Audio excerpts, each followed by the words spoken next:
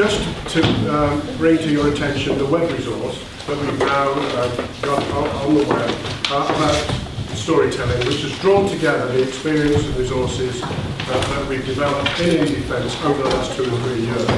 I mean, just to paint in very quickly the background, hopefully everyone here knows about the book, Mrs. Euclid, Stories from Practice. It was published in October 2011. And there was a very clear decision at that point within Defence that that wasn't going to sit on shelves, collect dust. We were going to use it as a resource for going out there and working with publishers, using storytelling as a way of trying to draw together their experience of practice, making that very clear to other people, hopefully.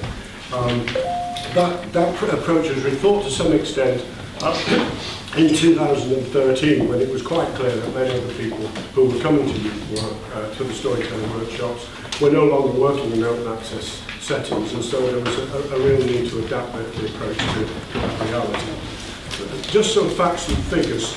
Right up to the end of 2014, my calculation is that we've run something like 27 of those workshops, which attracted somewhere between 600 and 650 workers, students, tutors and some managers.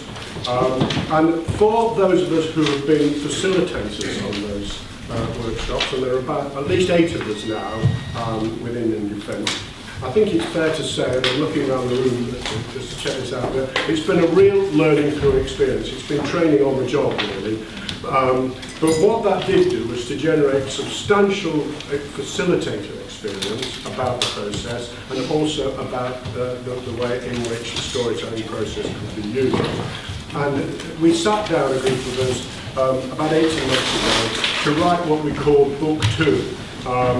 7 or 8 of us came together, and we had this notion in our minds that we needed another book, but actually it wasn't very clear what kind of a book it was, or what kind of a book we could create it. So it's one of those kind of organic processes where the thing came together as we met, as we talked, as we shared experience. We met 4 times over the year. Drafts went to and fro, got lots and lots of kind of rethinking, rephrasing. People were very open to criticism and so on.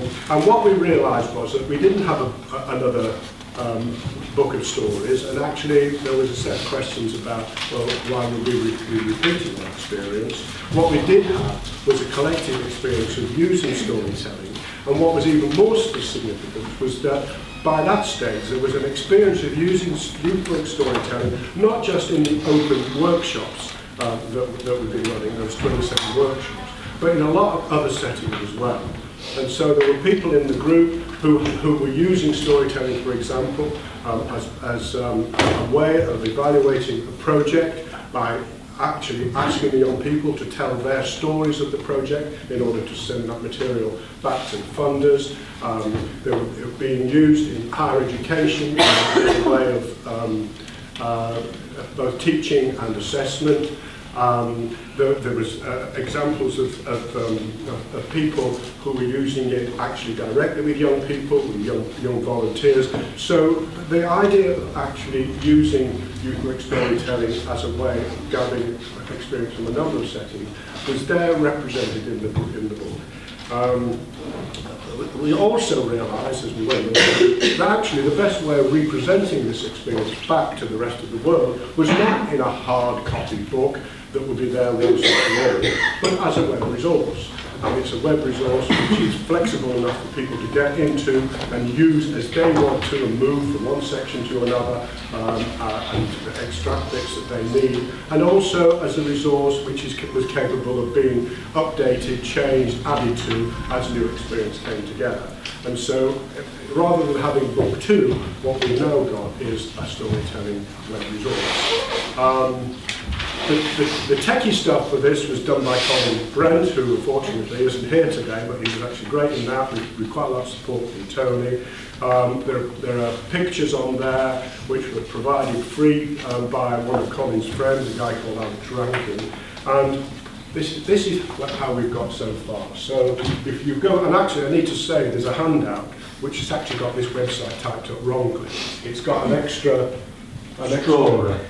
Yes, you'll see it when you look at it actually, but it should read storytellinginwork.com. If you Google storytelling work, it comes up. Yeah, it does, that's right, that's how we do it. So that's not a problem. So what we've got here are a number of sections which are easily accessed just by clicking on them. Some of it is background material so people understand where it's come from, how did this resource come about, why use storytelling, and a kind of explanation of its value. It puts it in the wider youth work context, the depressing wider youth work context as it was at the point where we finished this, which was 2019 for 2014. And then there are three sections which I think are probably most significant. And let me just see if I can bring one to them up. So here under this heading here of storytelling is for the dissertation, there are three examples, three pieces which unpack how we view storytelling in the workshops. And just in case people are not aware, what the workshops consist of are people being invited from youth workers, students, whoever it might be, invited from a number of different settings. For example, we ran one at Huddersfield University yesterday. There were 20-odd students and about 10 or 15 people from the field. We broke up into three groups, and in those groups somebody eventually offers up a story, tells it in detail, and the group then sets about quite critical, not negatively critical, but quite critical unpacking and analysis of that story, trying to draw out of it all the time what is specific, what is distinctive about this practice as youth work.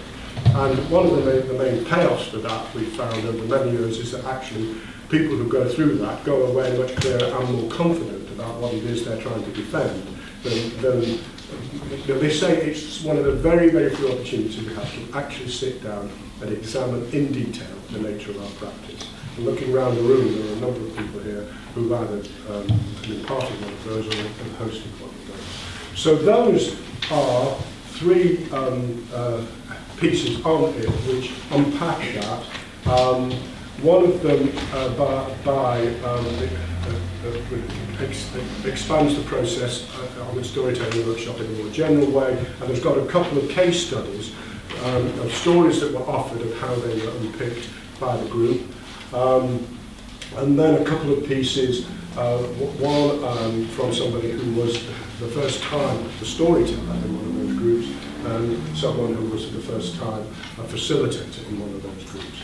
So that's obviously one of the most significant ones. And then in this section here, you get the material and how else it was used. So there are 4 or 5 pieces, storytelling young participants. There was one very interesting workshop that was done with a group of young people who have been young volunteers in the project for a number of years.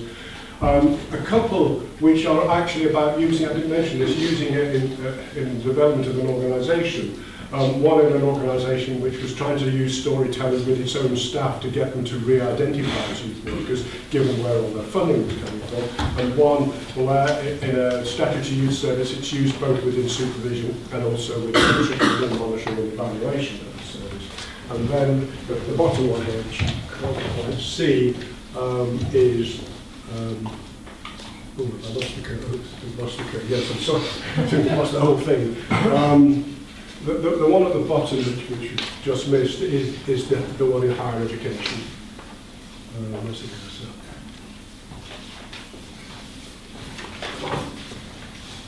So the one at the bottom is the experience of a tutor in a higher education course, which is storytelling. And then the final section, and I'll stop at that point, is this resources section here. There are some interesting links to other organisations that Tony's come across that are using storytelling. That's been another story in itself, actually, where we've been going along this path in a very kind of almost isolated way, and we've suddenly discovered that it's actually happening in a number of other places, and there's a whole debate going on in academia about this as a valid form of providing evidence alongside all the statistical stuff and the quantitative stuff. So here, what we've done here is to provide the papers that we've accumulated over the years, the flyer that we use, a template of our programme, stuff I'm preparing for one. Perhaps most significant, we work as facilitators with a kind of prompt sheet. I'm not allowed to call it script anymore, but I still think about it in that kind of way that guides us as facilitators through. And then a couple of exercises that we've used over the years, at which we kind of focus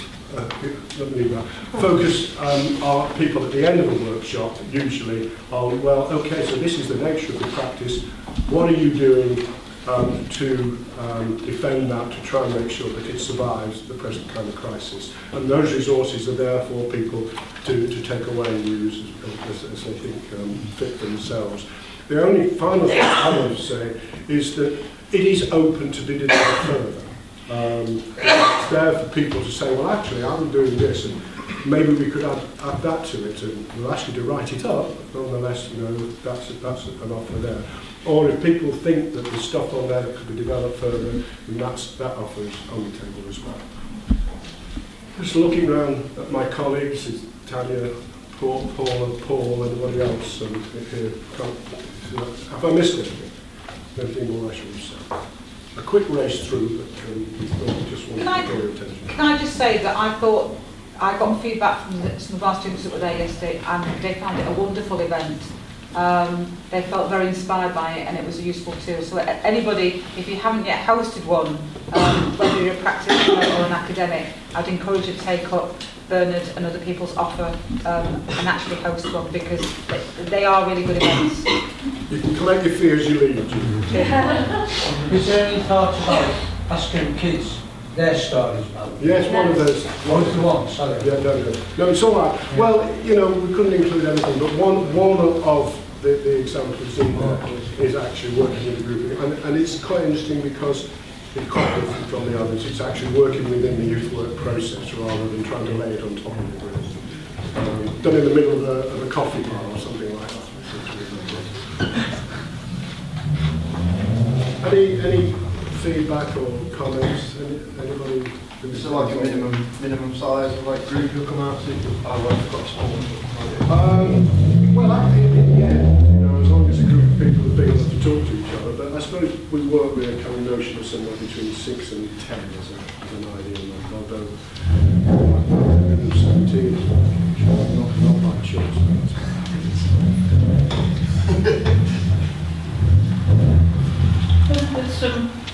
From that meeting that we went to on Tuesday, which was the Centre for Youth Impact, Evidence and Outcomes meeting, just to show you we get around a bit, that there was some people were trying to make a kind of split between evidence and storytelling. Yes.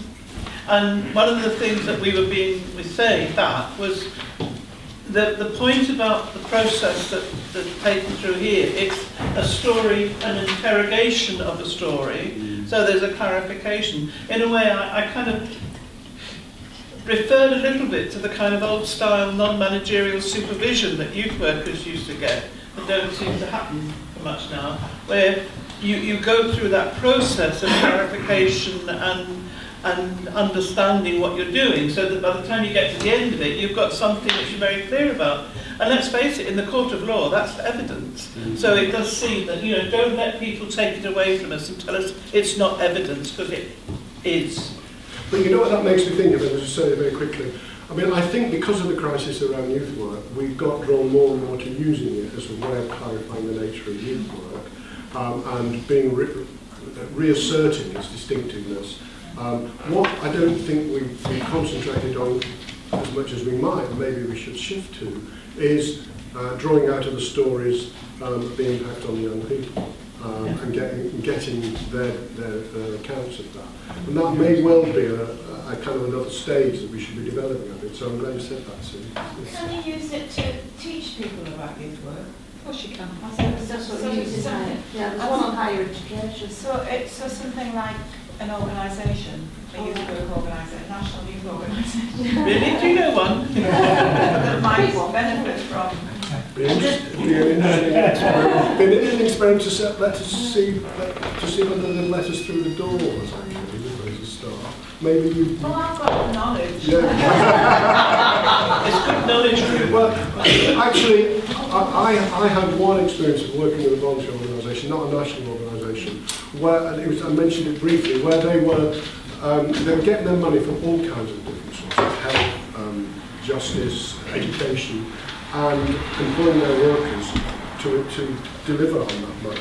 And we're very, very concerned that although they regarded themselves as a youth organisation, and were expecting their workers to work within the framework as youth workers, they weren't quite clear that their youth workers had grasped that identity.